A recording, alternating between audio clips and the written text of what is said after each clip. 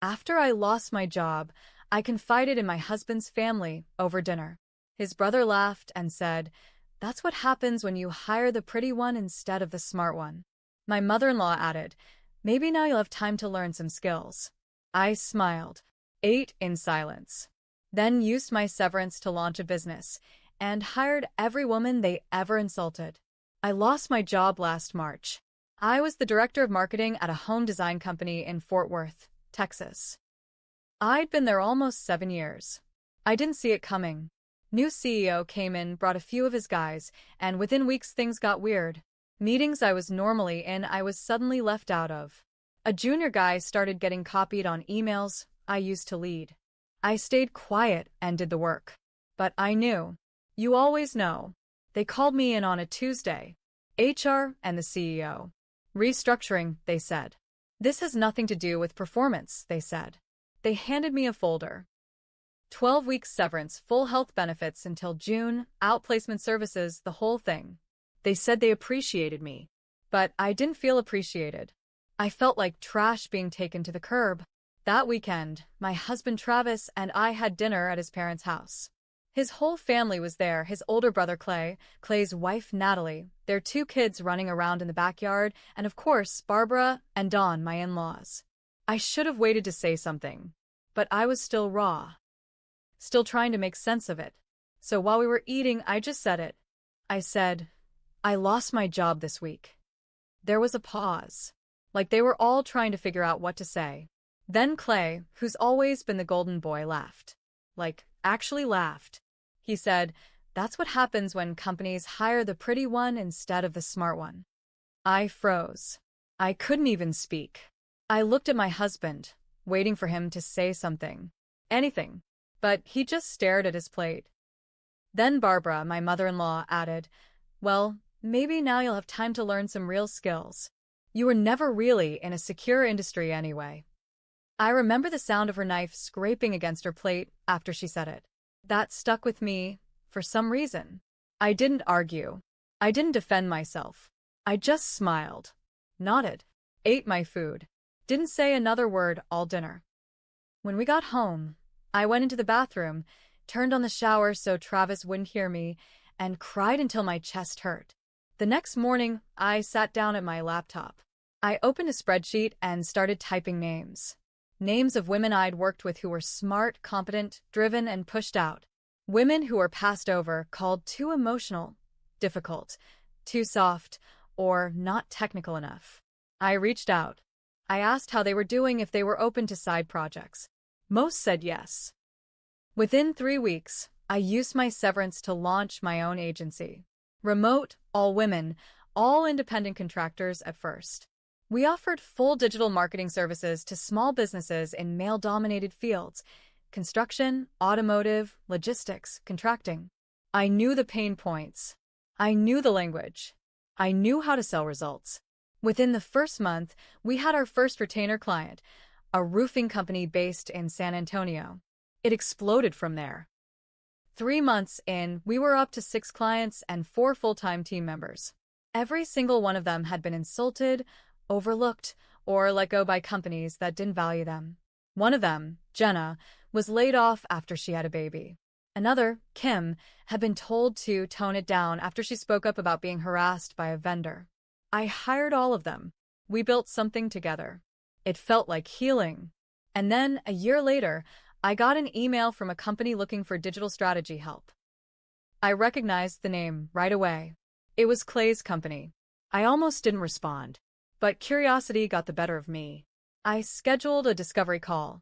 They didn't know I owned the agency. I kept my name off the website on purpose. I wanted the focus to be on the team, not me. When the Zoom call started, the rep introduced himself. "Hi, I'm Clay," he said. "Nice to meet." That's when I turned my camera on. "Hi, Clay," I said.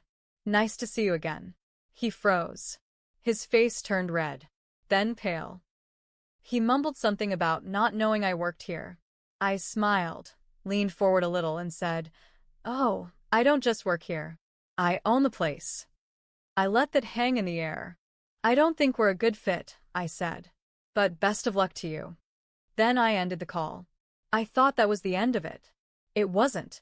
A few weeks later, my husband told me Barbara had called him in a panic.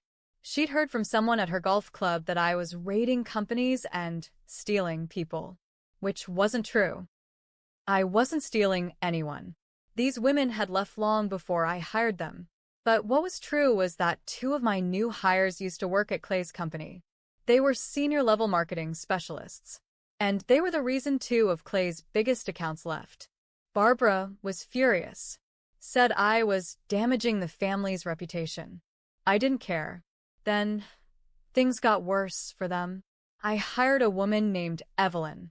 Barbara had fired her from an HR assistant role 10 years ago. Evelyn had filed a complaint after a male manager kept commenting on her clothes. Barbara had dismissed it as miscommunication and not worth escalating. Evelyn was blacklisted from 3 major HR networks in Texas. Couldn't get a job for 2 years. Now, she's my head of talent. And she's building our internal HR policies from the ground up with full autonomy. Barbara tried to get part-time work at 2 nonprofits Evelyn consults for. She didn't even get interviews. Travis, my husband, was quiet through all of this. Too quiet. It was bothering me. One night I told him flat out, "When your family humiliated me at dinner, you said nothing. That still hurts." He apologized. Said he didn't know what to say at the time. Said he thought it was better to stay quiet than start a fight at dinner. I told him, silence doesn't keep the peace. It just protects the people who start the fire. We're in therapy now. I'm watching how he moves. I'm not making any fast decisions. But one thing is clear. I may have been laid off, but I was never down. And I'm just getting started. Things picked up fast after that call with Clay. Word spread in their industry that something had shifted. We landed 2 more clients that quarter, both of them companies Clay's firm had tried to get and failed. I didn't poach. I didn't undercut. We just offered better work, faster turnaround, and actual respect for the people doing the job. That seemed to be all it took. Then Barbara did something I didn't expect. She showed up at my office. It was a Wednesday. I work out of a co-working space downtown a few days a week, mostly for meetings. She must have found the address online. She walked in like she owned the place. Tight smile, stiff blazer, hair sprayed so hard it looked like a helmet. My assistant, Rachel, didn't know who she was. She let her in. "Can we talk?" Barbara said, closing the door behind her. I sat back and said, "Sure. Talk." She stayed standing. "I think there's been a misunderstanding. We never meant to make you feel attacked." I didn't say anything. I let her hang. She continued. "What Clay said was out of line. I agree. But you can't just go around ruining people's careers." I stood up. Calm. Steady. "I haven't ruined anything. If people are losing business, maybe they should ask why clients are leaving them." "You're turning people against us," she snapped. "No," I said. "You did that yourselves." She started to say something else, then stopped. She turned to leave. "You think you're so smart now," she muttered under her breath. "Let's see how long it lasts." That was a threat. Not even a subtle one. The next few weeks were strange. One of our newer clients suddenly pulled out of a contract. No reason given. Then, 2 job candidates ghosted us right before final interviews. I started digging. Turned out, Barbara was calling people contacts from her old HR days. Spreading rumors. That we were a burnout factory, that I was unstable, that the company wasn't financially secure. It didn't work for long. A woman I knew from an old job called me to warn me. She'd been contacted by someone asking weird questions about my business. When I asked for a name, she didn't hesitate. Barbara. That was it for me. I put my legal team on notice. We sent a cease and desist the next day. Barbara backed off after that, but the damage had been done. I saw what she was willing to do, and I made a decision.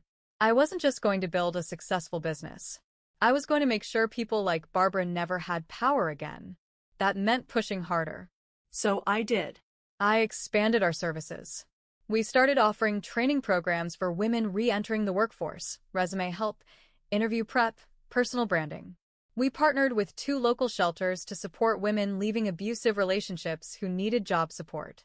Then came the big one. We got invited to speak at a national conference for women in male-dominated industries. I gave a keynote, talked about what it was like to be told I was just the pretty one, about what happens when women stop apologizing for being underestimated and start building together. The video went viral. My inbox flooded. Our website crashed for 2 hours. We got hundreds of client inquiries. That's when Travis sat me down. "I need to tell you something," he said. I thought he was going to bring up therapy again, or maybe ask for more time. But what he said knocked the air out of me. "It wasn't just Clay who said something cruel at that dinner," he said. "It was me too. After you went to the bathroom, I said maybe you'd finally understand what it's like not to be the one with the career." I stared at him. I couldn't even blink. He kept talking. I was resentful. "You were always moving forward." And I felt stuck. I didn't mean it, but I said it. And I didn't stop them, because part of me agreed. I didn't speak. I couldn't. My chest hurt again, but this time, it wasn't sadness. It was anger. He apologized. Said therapy had helped him realize how bitter he'd been. That watching me rise from that pain, while he did nothing, showed him who he really was. I told him I needed space. Not a separation. But time. He moved into the guest room. That was 4 weeks ago. And now, I'm starting to wonder if the real betrayal wasn't just his family. Maybe it was him all along. Travis moving into the guest room felt like removing a thorn. It didn't fix the wound, but at least I could breathe. I threw myself into the business. We were growing fast, too fast maybe, but I didn't care. I wanted the noise. The emails, the meetings, the contracts, it all kept me from thinking about what I just learned. But then came the audit. We got a letter from the state's Department of Labor. They were opening a case on us. A former contractor had filed a complaint, said we misclassified them, denied benefits, and cut ties unfairly. I was stunned. I treat my people right. Better than right. The name on the complaint? Natalie, Clay's wife. She had done a little bit of part-time blog writing for us early on. Just a few posts. Maybe 3 for months in. It was freelance, all above board. We'd even paid her early once when she had a family emergency. But now she was claiming she'd been an employee. That I'd fired her with no warning. That I owed her back pay and healthcare benefits. It made no sense, unless it wasn't about money. I went back through our emails. Every agreement. Every payment. Clean. My lawyer said it looked like someone coached her. Gave her the idea. My stomach turned. Clay. Or worse, Barbara. They were desperate now. Desperate enough to weaponize Natalie, even if it meant lying. It dragged out for weeks. We had to freeze a few payments to make sure we had enough cash on hand in case the audit went badly. A new client paused a contract, said they wanted to see how things settled. I started getting less sleep. And then I got a letter. From Natalie. Not a legal one. A handwritten one. Sloppy. Emotional. She said she was sorry. That Clay had pushed her to do it. That Barbara told her it was the only way to get me to stop embarrassing the family. She said she missed our early talks. That I was the first person who ever treated her like she was smart, not just a wife. I read the letter 3 times. I didn't respond. But I gave it to my attorney. The state dropped the audit. No mérite. We were cleared within a week. After that, I felt a shift. Not just in them, but in me. They were falling apart. And it wasn't even about me anymore. Clay had lost 2 major accounts. Rumor was his commission got cut. Barbara was all but blackballed from the local HR circuit. Nobody trusted her. And Travis? He'd stopped asking to come back to the bedroom. He cooked dinner sometimes. Cleaned the house. But the fire was gone. Not just between us. Inside him. And I couldn't carry it for both of us anymore. Then came the last twist I didn't see coming. An investor reached out. Said she'd been watching what we built. She wanted to talk. Her firm backed woman-led startups. She thought we could scale nationwide. Open brick-and-mortar support hubs. Build our own training platform. Maybe even go international. I asked her how she heard about us. She smiled. A woman you hired helped me out of a toxic job. She said you were the reason. She kept going. That night, I sat in the office alone. And for the first time since all this began, I felt it. Power. Not revenge. Not rage. Something better. But the story's not over yet. Because I'm about to make the biggest decision of all. I took the investor meeting. She flew down from Chicago and met me at a quiet cafe just outside Fort Worth. No fancy pitch deck. Just two women talking business over coffee. Her offer was big. Bigger than I'd dreamed. 7 figures in early investment. Full backing for a national expansion. She believed in what we were doing. Said she wanted to bet on women who'd been underestimated. There was one condition. I had to go all in. That meant full ownership restructure. No half measures. No divided attention. No personal distractions. She wanted to know I was free to lead. That night, I lay awake in bed thinking about Travis. I thought about how quiet he was at that dinner. How he let them laugh at me. How he admitted that some part of him agreed. How he let me fight alone while his family came for my life. And I thought about how I stayed.